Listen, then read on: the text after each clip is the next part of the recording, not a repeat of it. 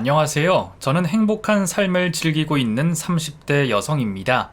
아직 30대 초반인 제가 벌써 이런 곳에 사연을 올릴 날이 생길 줄은 몰랐네요.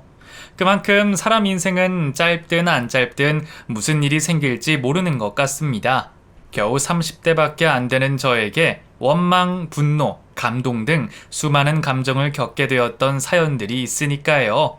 그래서 제 종합 세트 같은 사연들을 여러분들께 이야기해 보려고 합니다. 책이라도 적어 제가 어떻게 살아왔는지 객관적인 입장에서 보고 싶었는데 그럴 능력이 되지는 않아서 이렇게 애정하는 채널에 입을 빌려 이야기해 보려고 해요. 그럼 못난 제 글솜씨지만 재미있게 전달해 주시길 바라면서 시작해 보겠습니다. 저에게 어린 시절 첫 기억이 나는 상황을 물어보신다면 부모님께서 다투시는 목소리가 가장 먼저 생각이 나네요. 그만큼 저희 부모님께서는 하루가 멀다 하고 자주 다툼을 벌이셨습니다. 정말 갑자기 벌어지게 되는 다툼이 많다 보니 밥을 먹을 때, TV를 보고 있을 때 등등 집에 부모님 두 분이 계실 때면 긴장의 끈을 놓지 못했던 것 같아요. 다른 부모님들은 다투지 않을 사소한 것들도 서로 문제를 삼아 다투셨거든요. 지금 생각하면 서로 성격이 애초에 맞지 않았던 것 같은데 그때는 부모님께서 다투시는 이유도 모르다 보니 항상 두려움에 떨고 있었습니다. 대부분의 그런 부모님들의 경우 자식들에게도 무신경한 사람이 많을 텐데 저희 부모님은 저에게만큼은 두 분 다 관심이 많으셨어요. 다투지만 않으면 항상 저와 많은 시간을 보내주시려고 했고 같이 집 앞 공원이라도 나가 세상을 구경시켜 주시려고 했죠. 저에게 집중을 하고 계시면 다투지 않는 두 분을 보면서 부모님의 다툼을 줄이려면 제가 잘해야 한다는 생각을 하게 되었습니다. 그래서 공부도 열심히 하고 말썽도 부리지 않고 부모님께 효도를 하며 뭐든지 열심히 하려고 했죠. 그런데 아무런 소용이 없었습니다. 두 분 사이에 저라는 존재가 아주 잠시라도 없으면 다시 다툼을 벌이셨고 그 다툼들은 점점 극으로 치닫고 있었죠. 그러다 제 어린 시절 가장 큰 충격을 받게 된 일이 생기게 됩니다. 그날은 평소와 같이 6교시까지 중학교 수업을 다 듣고 친구들과 번화가로 가서 놀려고 했어요. 그런데 엄마가 학교 앞에 와 있는 겁니다. 그 모습에 무슨 일인가 했죠. 엄마, 무슨 일로 왔어? 우리 오늘 이사했어. 그래서 네가 집 못 찾아올까 싶어서 내가 너 데리고 왔지. 얼른 차에 타. 오늘은 친구들과 여기에서 헤어지고 우선 집으로 가자. 너희 정연이 친구들이지? 오늘 정연이가 아줌마랑 바로 집에 가봐야 해서 너희들 먼저 가렴. 갑작스런 이사라는 말에 우선 엄마의 차에 타게 되었고 곧바로 충격적인 말을 듣게 되었습니다. 근데 어느 집이 이사 가는 날 딸한테도 말을 안 해줘? 내가 학교라도 빨리 끝났으면 어쩔 뻔했어. 아빠는 우리 이사 간 거 알고 있는 거야? 출장에서 곧 돌아온다고 했잖아. 정연아, 엄마 말 똑똑히 들어. 이제 우리 곁에 아빠는 없어. 네 아빠 여자랑 눈 맞아서 처자식 버리고 도망갔다고. 그러니까 더는 아빠 찾을 생각하지 마. 뭐? 그게 갑자기 무슨 말이야? 아빠 회사 일로 출장 갔다며. 너한테 미리 말을 못 해줘서 미안해. 근데 나도 마지막까지 네 아빠가 다시 우리에게 돌아오길 바랬고 최선을 다했다고. 근데 이렇게 처자식 버리고 도망을 갔는데 어쩌겠어. 집이라도 빨리 이사해서 네 아빠와 있는 추억을 하루라도 빨리 잊어야지. 너도 아빠랑 관련된 것들은 다 버려. 그래야 아빠 잊고 우리 둘이 의지해서 잘 살지. 아빠는 하루아침에 저희 모녀 곁을 떠났습니다. 그것도 다른 여자와 바람이 나서 말이죠. 그 충격에 어린 저도 무척이나 힘들었지만 저보다 엄마가 더 문제였어요. 아빠에게 버림을 받은 탓에 정신을 차리지 못한 엄마는 집에 있기보다는 밖으로 나돌아다니기 시작했고 집에 있는 시간도 가사 일을 내팽개치고 자신을 꾸미는 것에만 신경을 썼어요. 그런 엄마가 짜증나고 미웠지만 한편으로는 안쓰러웠습니다. 이게 전부 다 사랑하는 아빠에게 버림을 받아서 엄마가 정신이 잠시 나가게 된 것이었으니까요. 그래서 엄마를 이해하고 집안일을 대신하며 학생이라는 제 본분에 맞게 공부 또한 최선을 다했습니다. 그리고 그 결과로 수능 시험에 좋은 성적을 받게 되었죠.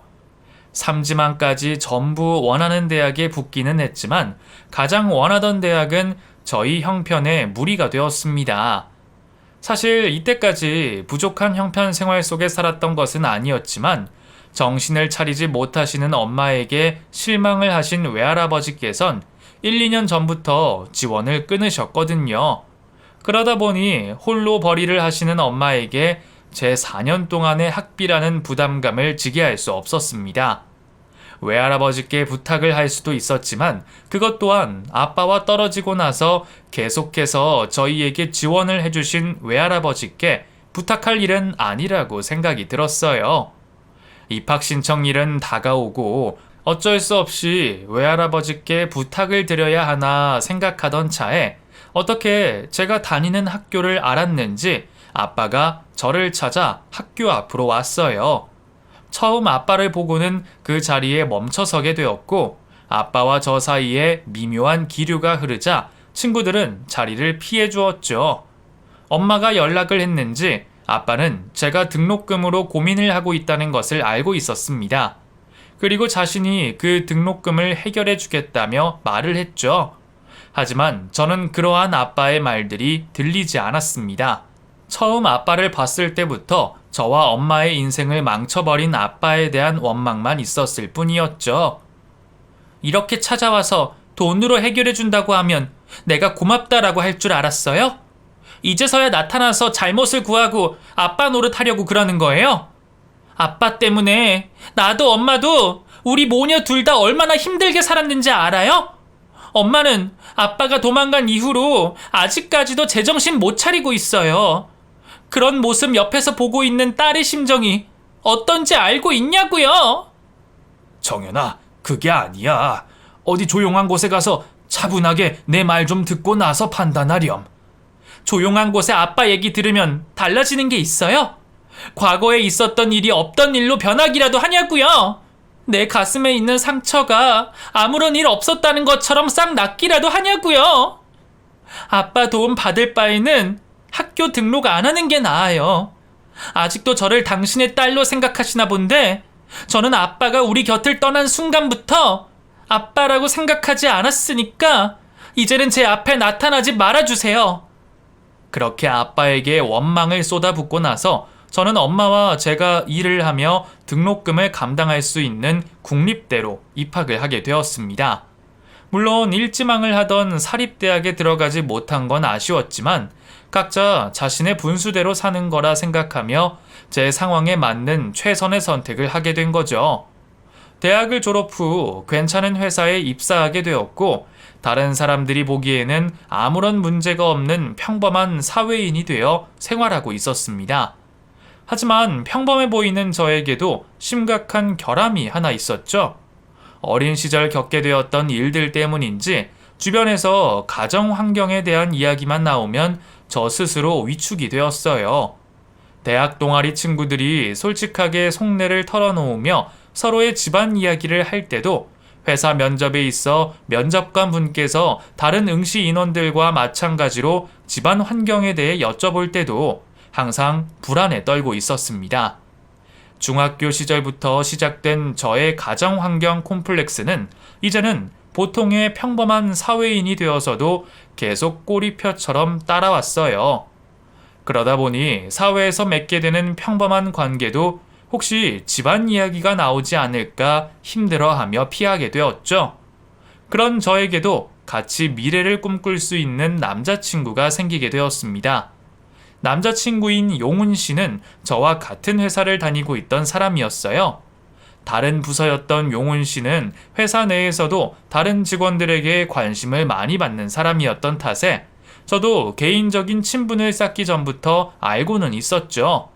외모도 잘생긴 편이었고 회사 일도 잘한다는 소문이 나 있어 모를 수가 없는 분위기였어요. 그런 남편과 우연히 같이 하게 된 술자리에서 인사를 나누게 되었고 연락처도 교환할 수 있었습니다. 하지만 단순히 유명 인사인 직장 동료에 대한 관심이 있었지 이성적인 끌림이 처음부터 있었던 건 아니었기 때문에 연락처를 받고 나서도 따로 연락을 한 적은 없었어요. 오히려 저에게 관심을 표하고 먼저 연락을 주었던 건 남편이었죠. 같은 부서도 아니다 보니 따로 연락할 거리도 없었는데 남편은 지난 술자리에서 제가 말한 정보를 알려달라며 먼저 연락을 했고 정보를 저에게 받게 되어서 감사의 표시를 하겠다며 밥 먹는 자리를 만들었습니다. 저에게 관심을 표하는 남편이 싫지는 않았고 그래서 굳이 자리를 빼지 않고 만나게 되었죠. 그렇게 사석에서 단 둘이 만나게 된 남편은 묘한 매력이 있었습니다. 분명 저에 대한 관심은 표를 내는데 또 그런 모습에 비해 감정을 드러내지 않는 모습이었죠. 뭐랄까, 그 사람이 좀 무겁다고 해야 할까요? 하여튼 묘한 매력이 있는 남편과 즐거운 자리를 이어갈 수 있었고 그 이후에도 남편과 종종 그러한 시간을 보내게 되었죠. 그 당시 남편은 알면 알수록 매력이 있는 사람이었어요. 말이 많지 않아 차가워 보일 수도 있는데 겉모습과 다르게 마음이 따뜻한 사람이었고 정도 많았죠. 그런 남편의 모습에 저는 반하게 되었고 우리는 자연스럽게 연애를 하게 되었습니다. 연인이 된 남편을 더 많이 알게 되면서 가장 마음에 들었던 점이 있었어요. 바로 저와 정반대의 가정 환경이었죠. 남편은 무심하게 설명하고는 했지만 무척이나 가정적이고 행복한 가정에서 자란 듯 했습니다. 누군가의 생일이 되면 가족들뿐만 아니라 주위 친척들도 모여 다 같이 축하를 해준다고 했고 휴가나 명절 연휴에는 다 같이 여행도 자주 다닌다고 했어요. 시간이 맞으면 비슷한 연령들의 친척들과 보는 일은 평범한 일과였죠. 용훈 씨에게 듣는 그런 가정의 따뜻한 모습이 저는 너무 부러웠습니다. 어린 시절부터 어쩌면 지금까지 제가 바라고 있는 가정의 모습이었으니까요. 그런 모습 때문에 용훈 씨와 연애가 길어질수록 저도 제 옆에 많은 가족들이 있는 상상을 하며 행복한 미래를 꿈꾸었던 것 같아요. 묘한 매력에 이끌려 하게 된 연애는 어느새 제 행복한 미래를 위해 결혼이라는 목표를 가진 수단이 되어가고 있었습니다. 하지만 그렇게 빠질 것 없는 용훈 씨와의 연애도 마냥 좋지만은 않았어요. 용훈 씨와 제가 성격이 안 맞는 부분이 있었거든요.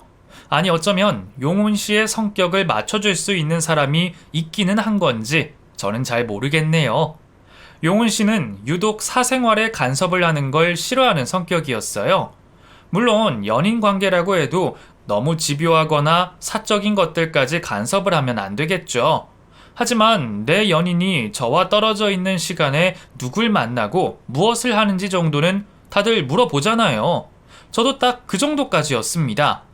나 다음 주 주말에 친구 결혼식이 있어서 용훈 씨랑 데이트 못할 것 같아. 친구가 울산에서 결혼을 하게 되었거든. 그래서 아침에 내려갔다가 오후 늦게 되어서야 올 것 같아. 그래? 다행이네. 안 그래도 나도 약속이 있어서 말하려던 참이었는데. 그래서 그날 역까지 데려다 주진 못하겠다. 괜찮지? 괜찮아. 친구 차 타고 가기로 했거든. 근데 용훈 씨는 토요일에 누구 보는데? 아, 그냥 친구. 어떤 친구? 내가 봤던 사람이야? 아니야, 너가 못 본 친구야. 그리고 내가 누구 친구라고 말하면 뭐 너가 알아? 아니, 나는 그냥 누구랑 만나서 뭐 하나 궁금해서 물어본 거지. 가끔 이런 일 있을 때마다 다음에는 없겠지 하고 넘어갔는데 이번에 확실하게 말해야겠다. 나 부모님이시든 내 여자친구든 내 사생활에 간섭하는 거 정말 싫어해. 특히 내가 나쁜 짓을 하는 것도 아닌데 꼬치꼬치 범인 취조하듯이 말하는 거 정말 싫어하고.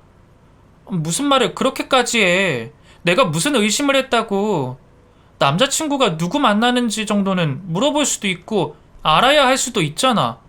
그리고 솔직히 용훈 씨가 매번 친구들이 시시한 이야기나 하고 귀찮다고 하면서 매주 한 번씩은 친구 만나는 게 내 입장에서는 이상하다고 생각될 것 같지 않아? 그래서 만나는 친구가 어떤 친구인가 궁금하지 않겠어? 그러니까 네 말은 내가 딴짓이라도 하고 있다는 거야? 의심한다는 소리지? 내가 지금 당장 만난다는 친구랑 통화 연결시켜 줄까? 그러면 믿겠어. 내가 봤을 땐 정연이 너 과거에 겪었던 일과 가정 환경 때문에 상대방에 대한 믿음이 없는 것 같아. 뭐? 무슨 말을 그렇게 해? 솔직히 아니라고 할 수 있어?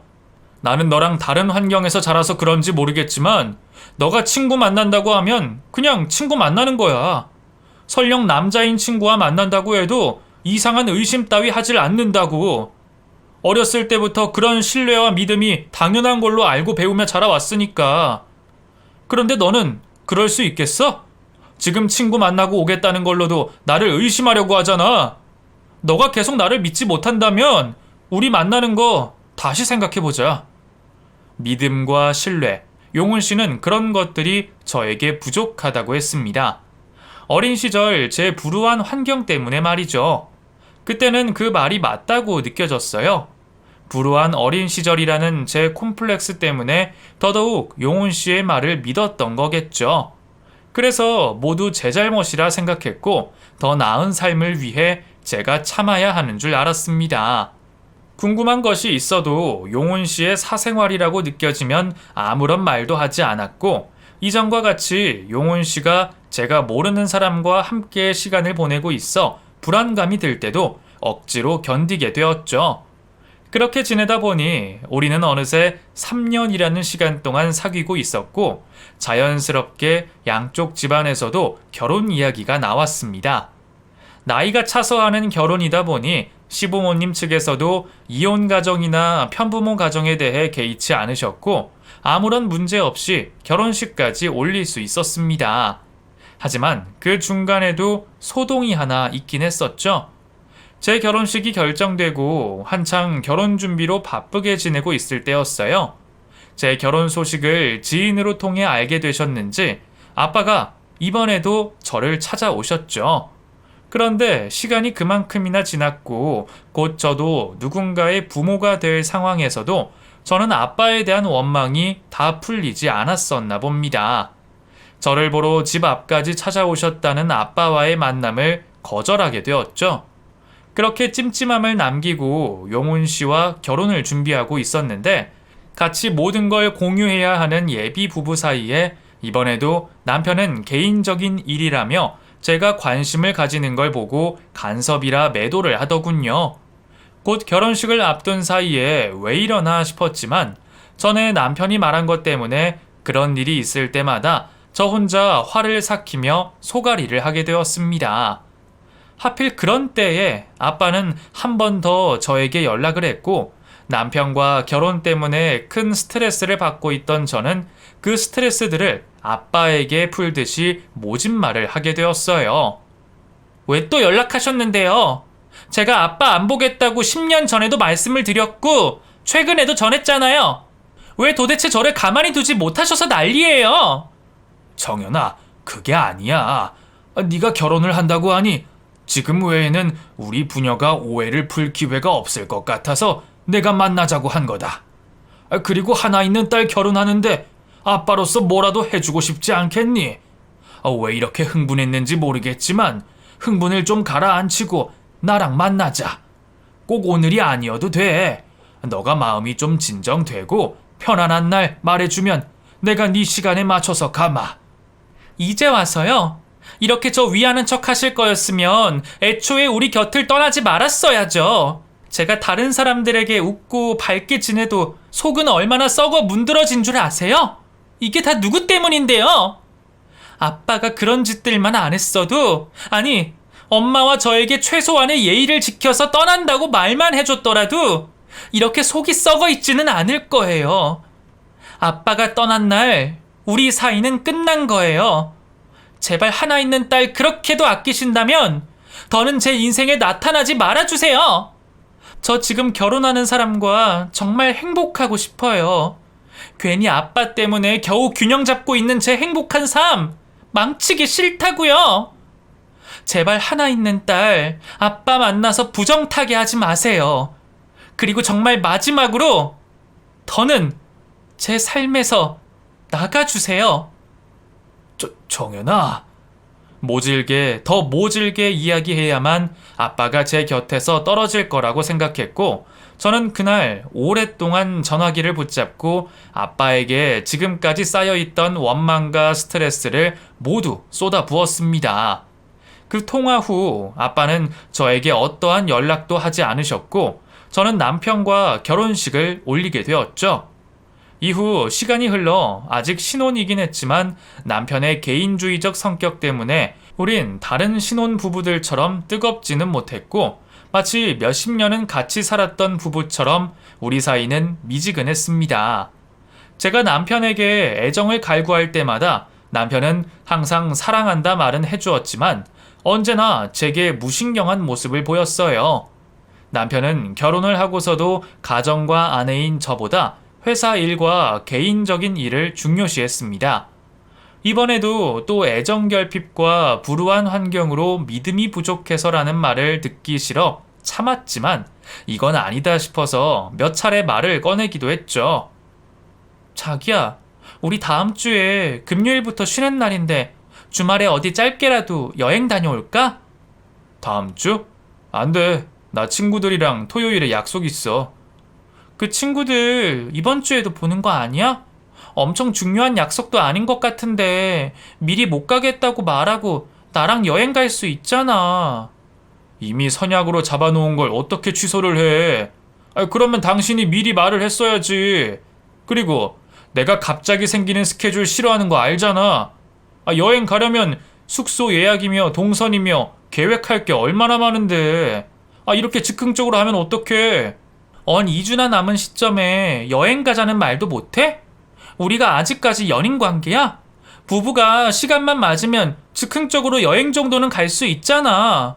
그리고 당신 매번 회사 일이다 선약이다 해서 나랑 같이 시간 보내주기라도 해? 이럴 거면 나랑 결혼은 왜 했는데? 잠자고 밥 해주고 빨래 해줄 사람 필요해서 나랑 결혼한 거야? 내가 원래 그런 사람이라는 걸 모르고 결혼한 것도 아니잖아. 그리고 회사 일이 먼저가 아니면 우리 굶어 죽게? 당신 혼자 우리 대출, 생활비, 저축까지 다 책임질 수 있겠어?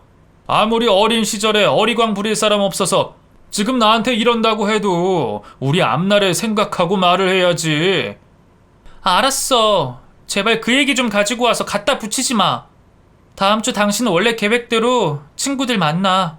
나도 알아서 쉴 테니까. 원래 남편은 가족들끼리 잘 지내던 환경에서 자라왔으니 보고 배운 바가 있어 결혼을 하면 연애 때와 달라질 줄 알았습니다. 하지만 연애 때보다 더하면 더했지 나아지는 게 없었죠. 오히려 한 집에 살면서 남처럼 행동하는 남편 때문에 연애 시절보다 더 힘들었습니다. 그런 일들이 많아지다 보니 가장 행복해해야 하는 신혼 시절이었지만 벌써부터 이혼이라는 생각을 조금씩 하게 되었어요. 하지만 저 스스로 이혼 가정 출신이라는 아픔을 가지고 있었기에 매번 머릿속에 드는 생각을 부정하면서 어떠한 일이 있어도 이혼만은 하지 않겠다고 생각을 하고 있었죠. 그렇게 남편이 옆에 없는 결혼 생활을 이어가던 중 아빠께서 병으로 돌아가시게 되었다는 소식을 듣게 되었습니다. 한 번도 상상해 본 적 없었던 일이기도 했고 마지막으로 아빠에게 독하고 모질게 했던 말이 생각나 울음이 터지고 말았죠. 이렇게 갑자기 세상을 떠나시게 될 줄 알았더라면 좋은 말은 하지 못하더라도 아빠의 가슴에 상처가 될 말까지는 하지 말았어야 했다는 죄책감이 들었어요. 제 가슴을 누르고 있는 죄책감으로 힘들어하고 있던 저는 다른 사람들 몰래 아빠가 있는 장례식장으로 가게 되었습니다. 제가 지금까지 한 행동들이 있었기에 당당하게 남은 유가족들 앞에 나설 수는 없었어요. 그래서 아빠의 장례식을 치르고 있는 빈소에는 들어가지 못한 채 복도에서 아빠의 영정 사진을 보며 저 홀로 슬퍼하고 있었죠. 한참 동안 사람들이 바쁘게 다니는 복도에서 울고 있는데 누군가가 저를 돌려 세웠습니다. 저 혹시 김정현 씨 맞으시죠? 네? 네. 나 정현 씨의 친부의 현재 아내 되는 사람이에요. 그 남편한테 이야기를 많이 들었는데 이렇게 직접 얼굴은 처음 보게 되었네요. 그 좋은 일로 서로 먼저 만났으면 좋았을 텐데 그이는 혼자 뭐가 그렇게 바쁘다고 먼저 이 좋은 세상 떠난 건지. 여기 있지 말고 안으로 들어가요. 아닙니다. 제가 무슨 염치가 있다고.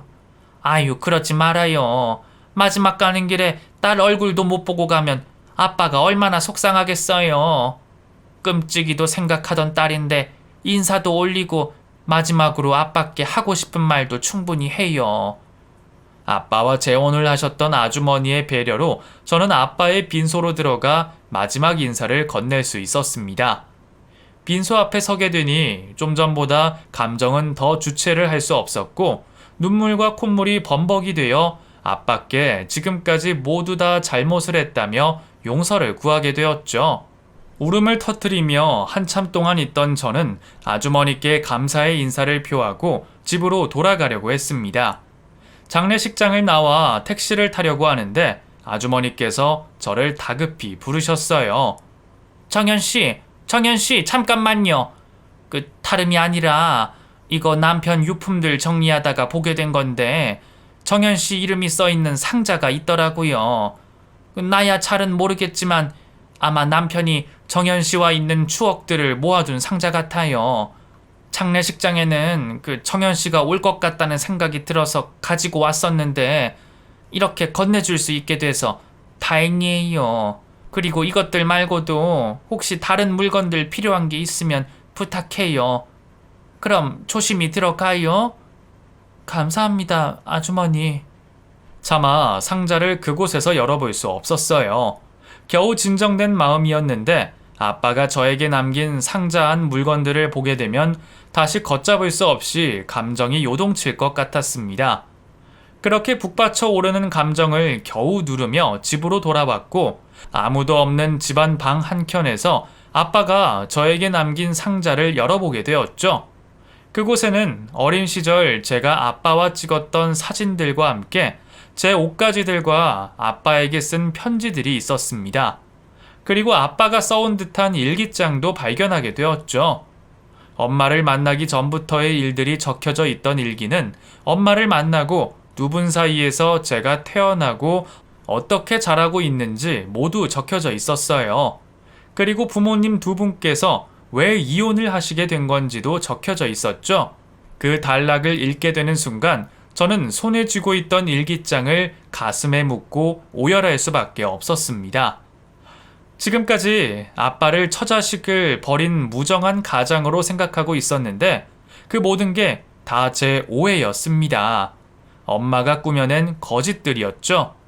가정을 흔들고 돌이킬 수 없는 선택을 했던 사람은 아빠가 아니라 엄마였습니다. 오히려 제 기억과 달리 아빠는 가정을 지키기 위해 노력을 하셨던 분이었죠. 결혼하신 부모님께서는 성격이 맞지 않다는 걸 결혼 초기에 알게 되었지만 시간이 모든 걸 해결해 주리라 생각하셨던 것 같아요. 그래서 두 분 사이에 저도 태어나고 결혼 생활도 유지하셨던 거죠. 그런데 제 기억이 시작되었을 무렵부터 두 분은 절대로 가까워질 수 없는 사이라는 걸 알게 되신 듯합니다. 처음 사소한 것으로 생겼던 갈등이 점점 심각해지며 서로의 모든 것에 불만을 표하기 시작했고 제 기억처럼 두 분께서는 매일같이 다툼을 하시게 된 겁니다. 물론 아빠는 저를 위해서라도 엄마와 화해를 하고 싶으셨지만 엄마는 그런 아빠의 손길마저 거부하셨다고 해요. 그러다 아빠가 외도를 하고 있는 엄마를 발견하게 된 거죠. 그날부터 아빠는 엄마에게 모든 걸 용서할 테니 외도를 그만두라 한 듯합니다. 하지만 엄마는 되려 이렇게 알게 된 거 더 이상 무의미한 결혼 생활을 유지할 수 없다며 이혼을 요구했다고 해요. 어린 제가 걱정이 되셨던 아빠는 이혼을 거부하셨고 그날 이후로 이혼을 하자는 엄마와 반대를 하는 아빠의 갈등이 시작된 거죠. 그 기간에도 엄마는 외도를 하던 남자와 꾸준히 만남을 가지셨고 아빠에게 지울 수 없는 모멸감을 주셨던 것 같습니다. 결국 아빠는 이혼을 선택하시게 되었고 저를 데리고 가서 키우고 싶으셨지만 넉넉한 외가 형편에 비해 집안도 자신도 가진 것 없던 아빠는 저를 빼앗겼던 겁니다. 아빠께서는 저와 마지막 인사라도 하고 싶었지만 엄마는 외가의 도움을 받아 아빠 몰래 이사를 갔고 그로 인해서 제가 아빠를 오해하게 되었던 거죠. 저를 보고 싶어 하시던 아빠는 쉬는 날을 이용해 저를 찾아 나섰고 그러다 수능을 마치고 등록금을 걱정하게 된 저를 찾아오시게 된 거였어요. 하지만 아빠의 기대와 달리 저는 아빠를 단단히 오해하고 있었고 아빠는 신경질적인 저의 모습과 어찌되었든 간에 자신이 가정을 지키지 못했다는 이유로 제가 가진 오해를 풀지 않고 뒤돌아서시게 된 거죠. 그 이후도 마찬가지였습니다. 저는 아빠에 대한 원망을 계속 가지고 있었고 그러다 보니 아빠와 마주칠 때마다 원망을 토해내고는 했죠. 제 반응 때문에 번번이 해명할 기회를 놓쳤던 아빠는 그날 겪었던 자신의 마음을 일기장에 모두 적어놓고 있었습니다. 모든 것을 알고 나니 정말 가슴이 찢어질 듯 아팠어요. 단 한 번이라도 아빠에게 이야기를 들어볼 생각을 해야 했는데 제 감정만 표현한다고 오해를 풀 수 있는 시간을 모두 놓쳐버렸던 겁니다. 하지만 아빠와 제가 오해를 풀지 못한 이유는 더 있었습니다. 바로 엄마의 방해였죠. 아빠는 저를 찾게 된 후에 계속 연락을 하셨던 것 같아요. 제 생일과 기념일을 잊지 않고 선물과 편지를 보냈던 거죠. 하지만 엄마가 그런 것들을 중간에 모두 가로챈 듯 했습니다. 아빠 또한 나중에는 그 모든 것을 알게 되었던 것 같고요. 지금까지 피해자로 알고 있던 엄마가 그토록 독하게 우리 부녀 사이를 가로막고 있었다는 사실을 알게 되니 제가 살아온 삶마저 부정당하는 것 같았습니다. 한동안 울렁거리는 마음을 겨우 진정시킨 저는 눈물을 훔쳐가며 다시 일기장을 읽고 있게 되었습니다.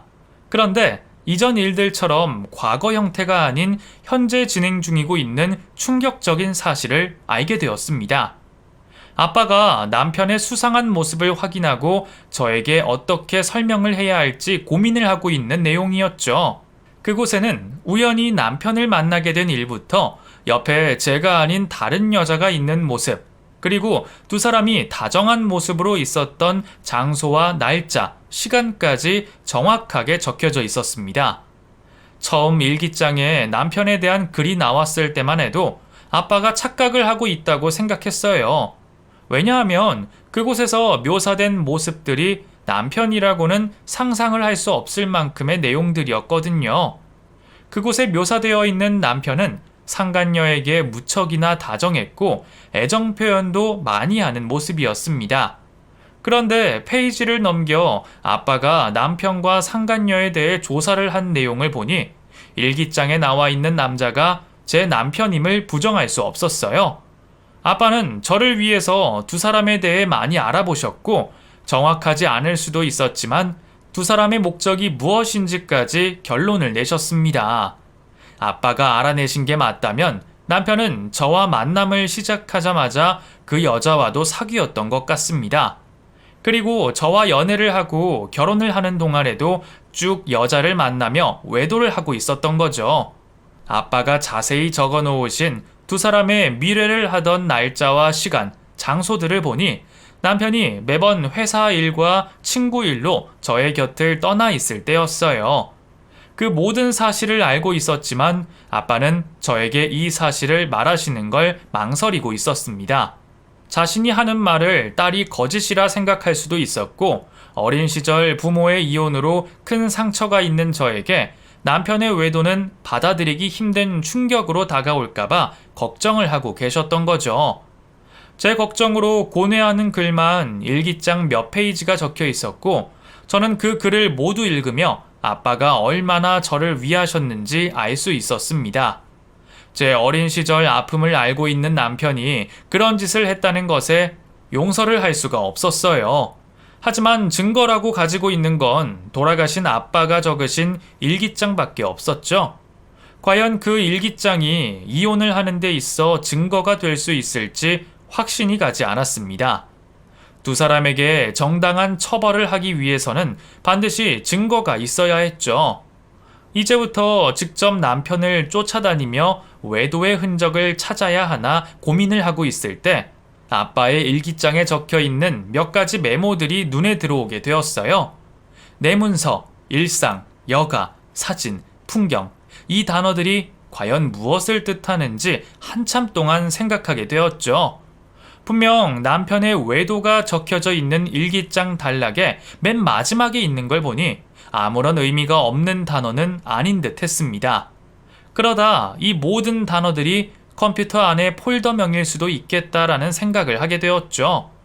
지금 바로 아빠의 컴퓨터를 열어보고 싶었지만 상을 치르고 있는 아주머니에게 당장 요구할 수는 없었습니다. 저만큼이나 아주머니께서도 아빠를 잃어 힘들어 하시고 있었을 테니 말이죠.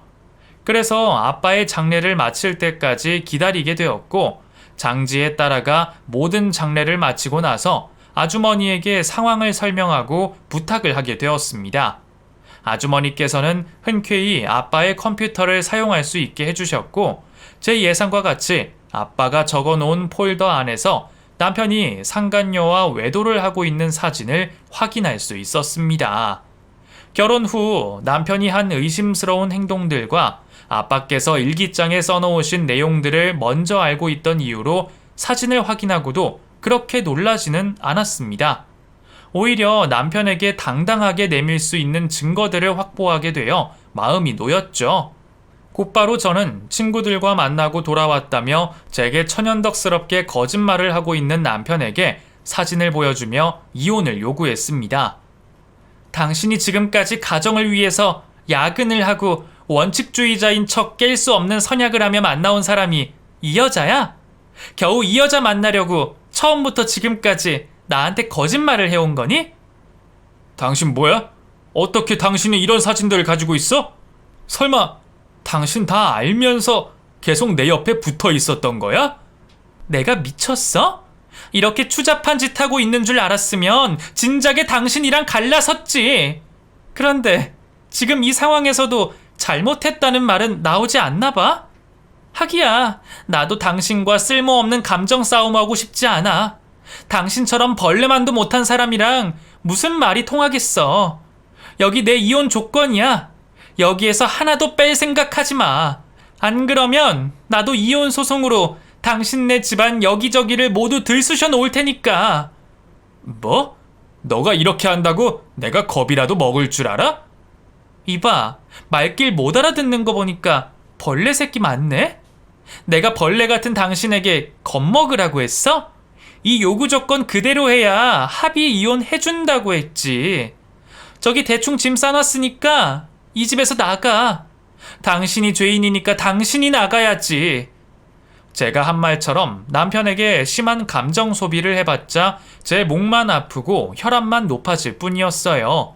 물론 생각보다 더 뻔뻔한 남편의 모습에 욱하기도 했지만 제 목적은 최대한 빠르게 그리고 최대한 많은 금전적인 피해를 남편에게 입히고 이 쓰레기 같은 남자와 헤어지는 거였습니다. 남편은 처음 보는 제 위압적인 모습에 당황하여 꼬리를 내리긴 했지만 이내 재정비를 마치고 나서 제 이혼 요구 조건이 너무 무리한 요구라며 못 들어주겠다고 하더군요. 어차피 저에게는 그 정도 남편의 반응까지 예상하고 있었습니다. 저와 결혼을 하고도 뻔뻔하게 상간녀와 만남을 이어가고 있었는데 손해를 조금이라도 보려고 할까요? 하지만 저에겐 믿는 구석이 있었습니다. 바로 남편의 집안을 압박하기로 한 거죠. 남편에게서 제 이혼 조건을 해줄 수 없다는 말을 듣자마자 저는 시아버지 되는 분에게 전화를 하여 제가 알고 있는 모든 사실들과 증거를 가지고 있다는 말을 하게 되었죠. 거기다 저와 이혼 조건에 대해서 실랑이를 벌이던 남편이 자신 스스로 외도를 인정한 부분과 뻔뻔하게 억지를 부리며 저에게 악담을 쏟아부은 내용들까지 추가로 녹음된 증거들도 들려드렸습니다. 이 내용들이 잘못하다 노출되기라도 하면 아버님 입장에서는 골치가 아플 수 있는 일이었기에 먼저 저에게 미안하다는 사과를 하시더군요. 한참 동안 제게 미안함을 표시하시던 아버님은 바로 남편에게 전화를 걸었는지 얼굴에 철판을 깐 것 마냥 뻔뻔하게 굴던 남편이 순식간에 태도가 바뀌어 제 이혼 요구 조건을 다 들어주겠다며 부탁을 해왔습니다. 그 모습을 보니 쉽게 합의 이혼하기 싫어졌어요. 조금이라도 남편이라는 놈을 더 괴롭히고 싶더군요. 저는 제 요구 조건을 조금씩 수정해가며 남편을 압박했습니다. 자신을 놀리는 듯한 조건을 들으면서 아버님 때문에 억지로 참고 있는 남편의 모습이 볼만했어요. 결국 저는 남편에게 요구했던 조건보다 더 많은 금액의 합의금을 받게 되었죠. 그리고 뒤도 돌아보지 않고 남편을 돌아섰습니다. 남편과 이혼 이후 절대 과거에 매달려 후회하거나 아쉬워하지 않겠다고 아빠의 일기장 마지막 단락을 보고 다짐을 하게 되었거든요. 아빠는 제가 앞으로 무슨 일이 있든 행복하기만을 바라셨습니다. 행복하게 살라는 말이 이 세상 사람들 전부가 가족에게, 친구에게 또는 모르는 사람들에게도 가볍게 하는 말이지만 아빠가 저에게 쓰신 마지막 문장은 유독 제 가슴에 큰 울림을 주었어요. 아마 제 인생이 항상 과거를 놓지 못하고 힘들게 애를 쓰며 살아왔기에 더 크게 전달되었을지도 모르죠. 그래서 아빠 말씀처럼 저만 행복할 수 있는 삶을 살기로 했습니다. 어떤 일을 당했든 행복할 미래만 바라보기로 했죠. 덕분에 저는 매일 보내고 있는 하루하루를 정말 행복하게 지내고 있습니다. 그래서 과거의 일에는 더 이상 붙잡혀 있지 않고 엄마도 용서하기로 했죠. 사는 게 바빠 아빠에게 자주 찾아가 뵙지는 못하지만 생신과 어버이날, 기일만큼은 꼭 찾아가 뵈어 과거 제 잘못을 사죄드리며 하늘나라에서는 부디 편안하게 계시길 바라고 있어요. 그리고 언제가 될지 모르겠지만 아빠 말씀처럼 행복하게 살다 세상을 떠나게 되는 날 아빠와 다시 꼭 만나기를 바라고 있죠. 제 이야기는 여기서 마무리가 됩니다. 앞으로 제 인생에 다른 사연이 있을 수도 있겠지만 그때는 오늘과 같이 안 좋은 이야기들보다 밝고 행복한 이야기를 전할 수 있도록 살아가겠습니다. 그럼 감사합니다.